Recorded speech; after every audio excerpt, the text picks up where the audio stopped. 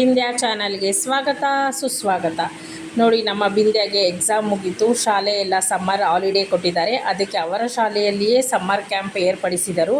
ಅದಕ್ಕೆ ನಾನು ಸಮ್ಮರ್ ಕ್ಯಾಂಪ್ಗೆ ಹಾಕಿದೆ. ಈ ಚಾಕ್ಲೇಟ್ ಬಂದು ಮೂರ್ತಿಯವರ ಆಫೀಸಲ್ಲಿ ಕೊಟ್ಟಿದ್ದು, ನಿಮ್ಮ ಮಗಳಿಗೆ ಕೊಡಿ ಅಂತ. ಯಾರ್ದೋ ಬರ್ಡೇ ಇತ್ತಂತೆ. ಸೊ ಅದಕ್ಕೆ ಮೂರ್ತಿಯವರಿಗೆ ಒಂದು ಚಾಕ್ಲೇಟ್ ಕೊಟ್ಟಿದ್ದಾರೆ. ಅದು ತುಂಬ ಚೆನ್ನಾಗಿತ್ತು. ಯಾಕಂದರೆ ಚಾಕೋಬಾರ್ ಆಮೇಲೆ ಬಾದಾಮಿ ಎಲ್ಲ ತುಂಬ ಸೂಪರಾಗಿತ್ತು. ಸಮ್ಮರ್ ಕ್ಯಾಂಪ್ಗೆ ಹಾಕಿದ್ದೀವಿ ನಾವು. ಇವಾಗ ಎಕ್ಸಾಮ್ ಎಲ್ಲ ಮುಗೀತು, ಬೇಸಿಗೆ ರಜಾ ಬಂದಿದೆ. ಸೊ ಸಮ್ಮರ್ ಕ್ಯಾಂಪ್ಗೆ ಒಂದು ವಾಟ್ರ್ ಬಾಟಲು, ಒಂದು ನೋಟ್ ಬುಕ್ಕು ಮತ್ತು ಪೆನ್ಸಿಲು, ಎರೇಸರ್ ಎಲ್ಲ ಬೇಕಲ್ವಾ. ಅದಕ್ಕೆ ಒಂದು ಜಾಮಿಟ್ರಿ ಬಾಕ್ಸು ಕಳಿಸಿದ್ದೀನಿ. ಇಲ್ಲಿ ಜಾಮಿಟ್ರಿ ಬಾಕ್ಸ್ ಇದೆ. ಬುಕ್ಕು ಇದು ಹಳೆ ಬುಕ್ಕೆ, ಅಂದರೆ ಹಿಂದಿ ಬುಕ್ಕು. ಇದು 2 ಲೈನ್ ಬುಕ್ಕು. ಹಿಂದಿ ಹೇಳ್ಕೊಡ್ತಾರಲ್ಲ, ಬರೆಸ್ತಾರೆ ಇಲ್ಲ ಅಂತ ಹಿಂದಿ ಬುಕ್ ಹಾಕಿರೋದು. ಸೊ ಇಷ್ಟು ಮಿಕ್ಕಿತ್ತು. ಸೊ ಇದನ್ನೇ ನಾನು ಕಳಿಸಿದ್ದೀನಿ. ಈ ಥರ ಹೊಸ ಬುಕ್ ಏನು ಬೇಡ, ಇದನ್ನೇ ತೊಗೊಂಡು ಹೋಗು ಅಂತ. ಈ ಬುಕ್ ಮಕ್ಕಳಿಗೆ ಈ ಥರ ಹೊಸ ಬುಕ್ಕು ಕೊಡಿಸ್ತಾ ಇದ್ದರೆ ಇದು ಉಳಿದಿರೋದನ್ನ ಹಾಗೆ ವೇಸ್ಟ್ ಮಾಡ್ತಾರೆ, ಇಲ್ಲ ಗೀಚಾಕೋದು, ಪೇಜ್ ಹರಿದಾಕೋದು ಮಾಡ್ತಾರೆ. ಅದಕ್ಕೋಸ್ಕರ ನಾನು ಎಕ್ಸಾಮ್ ಎಲ್ಲ ಆದಮೇಲೆ ಪ್ರತಿಯೊಂದು ಬುಕ್ಕನ್ನು ಚೆಕ್ ಮಾಡ್ತೀನಿ. ಸೊ ಇದು ಪೇಜ್ ಇಷ್ಟು ಮಿಕ್ಕಿದೆಯಲ್ಲ, ಈ ಥರ ಮಿಕ್ಕಿರೋ ಬುಕ್ಕನ್ನೆಲ್ಲ ಏನು ಮಾಡ್ತೀನಿ ಅಂದರೆ, ನೆಕ್ಸ್ಟು ಕ್ಲಾಸ್ಗೆ ಹೋಗ್ತಾರೆ. ಇವಾಗ Bindya first standard, next second ಸ್ಟ್ಯಾಂಡರ್ಡ್ಗೆ ರಫ್ ನೋಟು, ಅವಳು ಟೆಸ್ಟು ಎಕ್ಸಾಮು ಇದ್ದಾಗ ಅವಳಿಗೆ ಪ್ರಾಕ್ಟೀಸ್ ಮಾಡೋಕ್ಕೂ ಆಗುತ್ತೆ. ಮತ್ತು ಮನೆಯಲ್ಲಿ ಡಿಕ್ಟೇಷನ್ನು ನಾನು ಕೊಟ್ಟಾಗ, ಟೆಸ್ಟ್ ಕೊಟ್ಟಾಗ ಅವಳಿಗೆ ಬರೆಯೋಕ್ಕೂ ಈ ಥರ ಬುಕ್ಕುಗಳನ್ನ ನಾನು ಯೂಸ್ ಮಾಡೋಕ್ಕೆ ಅವಳಿಗೆ ನಾನು ಹೇಳ್ತೀನಿ. ಸೊ ನಿಮಗೂ ಈ ವಿಡಿಯೋ ತುಂಬ ಯೂಸ್ಫುಲ್ ಅಂದ್ಕೊಂಡಿದ್ದೀನಿ. ಸೊ ಇದು ಒಂದು ಜಾಮಿಟ್ರಿ, ಅವಳಿಗೆ ಬರೆಸ್ತಾರಲ್ಲ ಹಿಂದಿ. ಸೊ ಅದಕ್ಕೆ ಇದು ಹಳೆ ಜಾಮಿಟ್ರಿನೇ. ಅದರಲ್ಲಿ ಪೆನ್ಸಿಲು, ಸ್ಕೇಲು, ಎರೇಸರು, ಶಾರ್ಪ್ನರ್ ಇಟ್ಟಿದ್ದಾಳೆ. ಇದೆಲ್ಲ ಹಳೆಯದೇ. ಸೊ ಇವಾಗ ಎಕ್ಸಾಮ್ ಆಗಿರೋದ್ರಿಂದ ಏನು ಹೊಸದು ಸಮ್ಮರ್ ಕ್ಯಾಂಪ್ಗೆ ಅಂತ ಏನು ಪರ್ಚೇಸ್ ಮಾಡಿಲ್ಲ. ಸೊ ಇದೇ ಸ್ಕೂಲ್ ಬ್ಯಾಗಲ್ಲೇ ಅವಳಿಗೆ ನಾನು ಕಳಿಸೋದು. ಒಂದು ವಾಟ್ರ್ ಬಾಟ್ಲು 9:30ಗೆ ಹೋಗಿ 11:30ಗೆ ಬಿಡ್ತಾರೆ. ಸೊ ಇದೇನಕ್ಕಪ್ಪ ನಾನು ಹೇಳ್ತಾ ಇದ್ದೀನಿ ಅಂದರೆ, ಮಕ್ಕಳಿಗೆ ಏನಾದರೂ ಒಂದು ಆ್ಯಕ್ಟಿವಿಟಿ ಇರಬೇಕು. ಇಲ್ಲಾಂದರೆ ಅವರು ಓದೋದನ್ನು ಸ್ವಲ್ಪ ಕಮ್ಮಿ ಆಗುತ್ತೆ, ಅಥವಾ ಅವ್ರ ಕಾನ್ಸಂಟ್ರೇಷನ್ ಕಮ್ಮಿ ಆಗ್ಬೋದು. ಅಥವಾ ನಾನು ಸಮ್ಮರ್ ಕ್ಯಾಂಪ್ಗೆ ಈ ಸತಿ ಬೇಡ ಅಂತಲೇ ಇದ್ದೆ. ಆದರೆ ನಮ್ಮ ಮನೆ ಪಕ್ಕದಲ್ಲಿ ಒಂದು ಹುಡುಗಿ ಹೋಗ್ತಾ ಇರೋದ್ರಿಂದ ಸ್ಕೂಲಿದ್ದು ಅವಳದು ಬಂದು ಆ್ಯಕ್ಟಿವಿಟೀಸು ಫೈಲು. ಸೊ ಇದು ಎಲ್ಲ ಕೊಟ್ಬಿಟ್ಟಿದ್ದಾರೆ. ಎಕ್ಸಾಮ್ ಮುಂಚೆನೇ ಇದೆಲ್ಲ ಕೊಟ್ಬಿಟ್ಟಿದ್ರು. ಸೊ ಇದೆಲ್ಲ ನಾನು ಇವಾಗ ಎಲ್ಲ ತೆಗ್ದು ಜೋಡಿಸ್ಕೊಂಡಿದ್ದೀನಿ. ಏನಕ್ಕೆ ಈ ಥರ ನಾನು ಜೋಡಿಸಿದ್ದೀನಿ ಅಂದರೆ, ಮತ್ತೆ ನಾನು ಚೆಕ್ ಮಾಡಿದೆ. ಇದಿಷ್ಟು ಬಂದು ಟೆಕ್ಸ್ಟ್ ಬುಕ್ಗಳು, ಇದಿಷ್ಟು ಬಂದು ನೋಟ್ ಬುಕ್ಗಳು, ಬರೆಯೋವಂಥ ಬುಕ್ಗಳು. ಸೊ ಇದರಲ್ಲಿ ನಾನಿವಾಗ ಫುಲ್ಲು ಖಾಲಿಯಾಗಿರೋದೆಲ್ಲ ಒಂದು ಕಡೆ ಇಡ್ತೀನಿ, ಮತ್ತು ಪೇಜಸ್ ಇರೋದೆಲ್ಲ ಒಂದು ಕಡೆ ಇಡ್ತೀನಿ. ಮತ್ತು ಅವಳಿಗೆ ರಫ್ ನೋಟ್ಗೆ ಅಥವಾ ಟೆಸ್ಟ್ ಪ್ರಾಕ್ಟೀಸ್ಗೆ, ಎಕ್ಸಾಮ್ ಪ್ರಾಕ್ಟೀಸ್ಗೆ ಅವಳಿಗೆ ತುಂಬ ಹೆಲ್ಪ್ ಆಗಲಿ ಅಂತ. ಸೊ ಇದು ಅವಳದು ಸ್ಕೇಟಿಂಗ್ ಬ್ಯಾಗು. ಸೊ ಇನ್ನು ಜೂನ್ಗೆ. ಸೊ ಇದು ಒಂದು ಫುಲ್ ಕಬೋರ್ಡ್ ಅವಳದು ಸ್ಕೂಲ್ ಒಂದು ಐಟಮ್ಗೋಸ್ಕರನೇ ಈ ಒಂದು ಕಬೋರ್ಡ್ನ ನಾನಿಲ್ಲಿ ಅವಳಿಗೋಸ್ಕರ ಇಟ್ಟಿರೋದು. ಆವಾಗ ಅವ್ರ ಸ್ಕೂಲಲ್ಲಿ ರೀಸೆಂಟಾಗಿ ಮಾಸ್ಕ್ ಹೇಳಿದರು. ಸೊ ಮಾಸ್ಕು ಕೂಡ ನಾನಿಲ್ಲಿ ಇಟ್ಟಿದ್ದೆ, ಯಾಕಂದರೆ ಕೈಗೆ ಸಿಗಬೇಕಲ್ಲ, ಅದಕ್ಕೋಸ್ಕರ ಆಟ ಆಡಿದ್ದಾಯಿತು. ನೋಡಿ, ಇವಾಗ ಸ್ಕೂಲ್ ರಜಾ ಬಂದಿದೆ. ಇನ್ನು ಬೆಲ್ ಮಾಡ್ತಾನೇ ಇರ್ತಾಳೆ. ಈಚೆ ಹೋಗೋದು, ಆಡೋದು, ಬರೋದು, ಬೆಲ್ ಮಾಡೋದು. ನನಗೆ ಮನೆಯಲ್ಲಿ ಕೆಲಸ ಆಗೋಲ್ಲ. ಈ ಹುಡುಗಿ ಮನೆಯಲ್ಲಿ ಈ ಥರ ಹಿಂಗೆ ಮಾಡಿದ್ರೆ ಏನು ಮಾಡೋದು, ನಮ್ಮ ಮಗಳಲ್ವ ಅಂತ ನಾನು ಸುಮ್ಮನೆ ಕೋಪ ಮಾಡ್ಕೊಳ್ಳಲ್ಲ. ಸೊ ಸಮ್ಮರ್ ಹಾಲಿಡೇ ಎಂಜಾಯ್ ಮಾಡಲಿ ಅಂತ ಸುಮ್ಮನಾಗ್ಬಿಡ್ತೀನಿ. ಸೊ ಇದು ನನ್ನ ಒಂದು ನೋಡಿ, ಇನ್ನು ಎಷ್ಟು ಬುಕ್ಕು ಎಲ್ಲ ಫುಲ್ಲು ಖಾಲಿಯಾಗಿದೆ. 1-2 ಬುಕ್ಕು ಮಾತ್ರ ಪೇಜಸ್ ಇರೋದು. ಇದನ್ನೆಲ್ಲ ಏನು ಮಾಡಬೇಕು ಅಂತ ನಾನು ನೆಕ್ಸ್ಟ್ ವಿಡಿಯೋದಲ್ಲಿ ನಾನು ತೋರಿಸ್ತೀನಿ. ಯಾಕಂದರೆ ಈ ಟೆಕ್ಸ್ಟ್ ಬುಕ್ಕು ಬೇರೆ ಮಕ್ಳಿಗೂ ಕೊಟ್ಟರು ಅದು ಯೂಸ್ ಇಲ್ಲ. ಯಾಕಂದರೆ ಟೆಕ್ಸ್ಟ್ ಬುಕ್ಕಲ್ಲೂ ಎಲ್ಲ ಬರೆಸಿದ್ದಾರೆ, ಮತ್ತು ಆ್ಯಕ್ಟಿವಿಟೀಸ್ ಎಲ್ಲ ಮಾಡಿಸಿದ್ದಾರೆ. ಇವಾಗ ಫಸ್ಟ್ ಸ್ಟ್ಯಾಂಡರ್ಡ್ ಮಕ್ಳಿಗೆ ಕೊಟ್ಟರೆ ಅದು ಯೂಸ್ ಆಗೋಲ್ಲ. ನೋಡೋಣ, ಮೂರ್ತಿಯವ್ರನ್ನ ಒಂದು ಸತಿ ನಾನು ಕೇಳ್ತೀನಿ. ಯಾಕಂದರೆ ಇಷ್ಟು ಬುಕ್ಕು ಬಿಸಾಕೋಕ್ಕೂ ನಂಗೆ ಮನಸ್ಸು ಬರೋಲ್ಲ. ಅವ್ರು ಏನು ಹೇಳ್ತಾರೆ ಅಂತ ನೆಕ್ಸ್ಟು ನಾನು ನೋಡ್ತೀನಿ. ಸೊ ತದನಂತರ ಇಲ್ಲಿ ನಾನು ಯೂನಿಫಾರ್ಮ್ ನೋಡಿ ಬಿಚ್ಚಿ ಇಲ್ಲಿ ಹಾಕ್ಬಿಟ್ಟಿದ್ದಾಳೆ. ಸೊ ಒಗಿಬೇಕಲ್ವ ಅಂತ ಯೂನಿಫಾರ್ಮ್ ಇವತ್ತು ಒಗ್ದು ಎತ್ತಿಟ್ಬಿಟ್ರೆ ಇನ್ನಿದ್ರು ನಾನು ಜೂನ್ 1ಗೆ ತೆಗಿಯೋದು. ಸೊ ಶುಕ್ರವಾರ ಯೂನಿಫಾರ್ಮ್ ಎಲ್ಲ ಒಗ್ದು ಎತ್ತಿಟ್ಬಿಟ್ಟಿದ್ದೀನಿ. ಇದು ಮಂಡೇ ಹಾಕ್ಕೊಂಡಿದ್ದಲ್ವ. ಸೊ ಇವತ್ತು ಮಂಡೇ ಹಾಕ್ಕೊಂಡಿದ್ದಂತ ಇದನ್ನು ಒಗೆದ್ಬಿಟ್ಟು ಎತ್ತಿಡ್ತೀನಿ. ಐರನ್ ಏನೂ ಮಾಡಲ್ಲ. ಐರನ್ ನಾನು ನೆಕ್ಸ್ಟು ಸ್ಕೂಲ್ ಜೂನಿಗೆ ಸ್ಟಾರ್ಟ್ ಆದಾಗ ನೆಕ್ಸ್ಟು ಐರನ್ ಮಾಡಬೇಕು. ನೋಡೋಣ, ಇಲ್ಲೊಂದು ಸ್ವಲ್ಪ ಸ್ಟಿಚ್ಚು ಬೇರೆ ಬಿಚ್ಚೋಗ್ಬಿಟ್ಟಿದೆ. ಏನು ಮಾಡಬೇಕು ಸ್ಟಿಚ್ಚು, ಇದನ್ನು ಹೊಲಿಗೆ ಟೈಲರಿಂಗ್ ಇಲ್ಲಿದ್ದಾರೆ ಪಕ್ಕದಲ್ಲಿ, ಅವ್ರ ಹತ್ರ ಸ್ವಲ್ಪ ಕೊಟ್ಟು ಸ್ಟಿಚ್ ಮಾಡಿಸ್ಕೊಳ್ಬೇಕು. ಇಲ್ಲಿ ಒಂದು ಸ್ವಲ್ಪ ಎಲ್ಲೋ ಎಳೆದ್ಬಿಟ್ಟಿದ್ದಾಳೋ ಅಥವಾ ಅದೇ ಬಿಚ್ಚೋಗೈತೋ ಗೊತ್ತಿಲ್ಲ. ಒಟ್ಟಿನಲ್ಲಿ ನೋಡಿ, ಇಲ್ಲಿ ಬಿಟ್ಟೋಗೈತೆ ಇದು.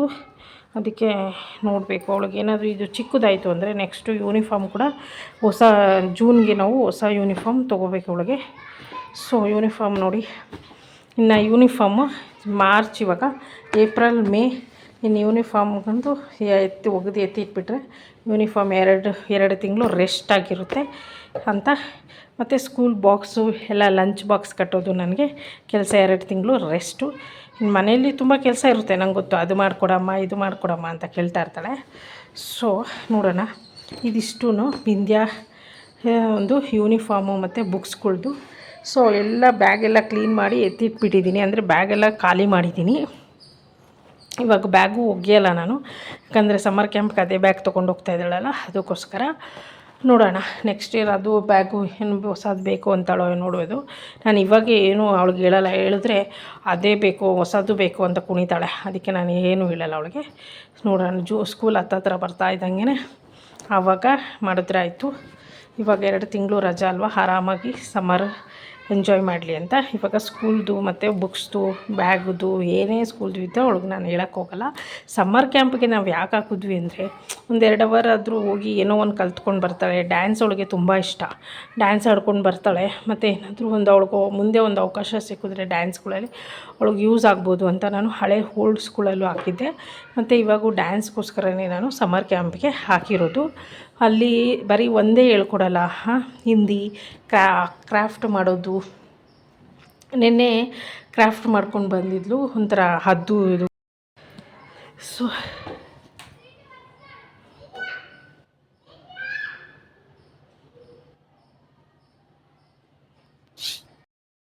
ಸ್ಕೂಲ್ ಯೂನಿಫಾರ್ಮು ಎಲ್ಲ ಒಗ್ದು ಎತ್ತಿಟ್ಬಿಟ್ಟಿದ್ದೀನಿ.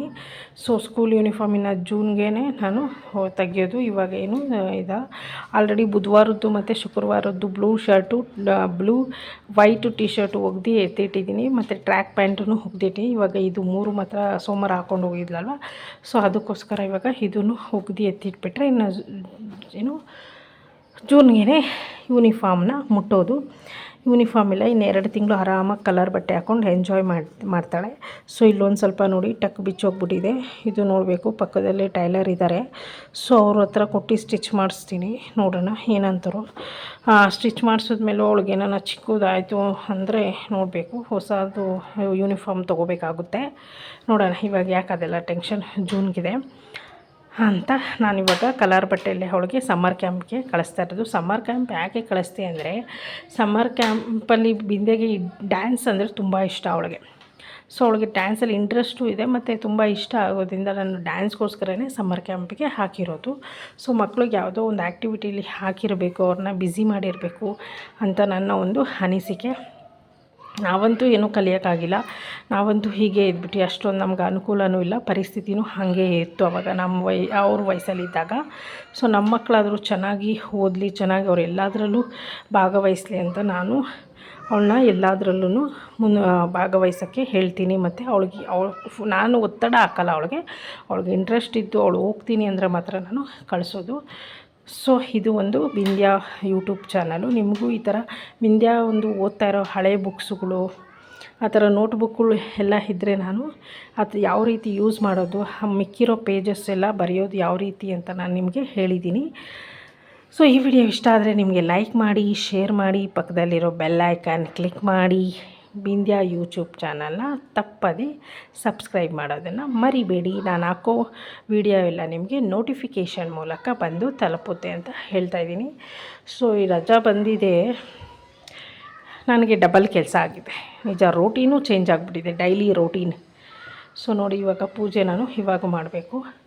ಹಾಗೆ ನೋಡೋಣ ಏನು ಮಾಡೋದು, ನಮ್ಮ ಮಗಳಲ್ವಾ ಅಂತ. ಎಷ್ಟೇ ಮಕ್ಕಳಿಗೆ ನಾವು ಎಷ್ಟು ಮುದ್ದು ಮಾಡ್ತೀವಿ, ಎಷ್ಟು ನಾವು ಅವ್ರಿಗೆ ಅಟ್ಯಾಚ್ಮೆಂಟ್ ಇರ್ತೀವಿ ಅಂತ ಅದು ಮುಖ್ಯ ಆಗುತ್ತೆ. ಯಾಕಂದರೆ ಮಕ್ಳಿಗೆ ನಾವು ಎಷ್ಟು ಅಟ್ಯಾಚಲ್ಲಿ ಇರ್ತೀವಿ ಅನ್ನೋದು ಕೂಡ ಮುಖ್ಯ ಆಗುತ್ತೆ. ಸೊ ನಾನಂತೂ ಸಮ್ಮರ್ ಕ್ಯಾಂಪು ಅದು ಇದು ಏನೂ ಮಾಡಿಲ್ಲ. ಅದಕ್ಕೆ ನನ್ನ ಮಗಳಿಗೆ ಅದೆಲ್ಲ ಅವಕಾಶ ಸಿಗಲಿ, ಅವಳೆಲ್ಲನೂ ಎಕ್ಸ್ಪೀರಿಯೆನ್ಸ್ ಮಾಡಲಿ, ಎಲ್ಲನೂ ಅವಳಿಗೆ ಸಿಗಲಿ ಅನ್ನೋ ಒಂದು ನನ್ನ ಒಂದು ಆಸೆ ಅಷ್ಟೇ. ಮತ್ತು ಒತ್ತಡ ಹಾಕಲ್ಲ, ಅವಳಿಗೆ ಇಷ್ಟ ಇರೋದನ್ನು ಮಾತ್ರ ನಾನಲ್ಲಿ ಮಾಡಿಸೋದು. ಅವಳಿಗೆ ಡ್ಯಾನ್ಸ್ ಅಂದರೆ ತುಂಬ ಇಷ್ಟ.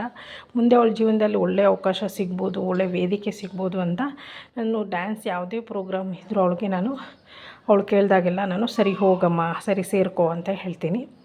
ಸೊ ಇದು ನನ್ನ ಮಗಳು ಏನೋ ಒಂದು ಆಗಬೇಕು ಅಂತಲ್ಲ, ಒಳ್ಳೆ ಮನುಷ್ಯಳಾಗಬೇಕು ಮತ್ತು ಸಮಾಜದಲ್ಲಿ ಒಳ್ಳೆ ವ್ಯಕ್ತಿ ಆಗಬೇಕು ಅಂತ ನನಗೆ ಆಸೆ ಅಷ್ಟೇ. ಈ ಒಂದು ವಿಡಿಯೋನ ನಾನು ಇಲ್ಲಿಗೆ ಮುಗಿಸ್ತಾ ಇದ್ದೀನಿ. ಎಲ್ಲರಿಗೂ ಶುಭವಾಗಲಿ.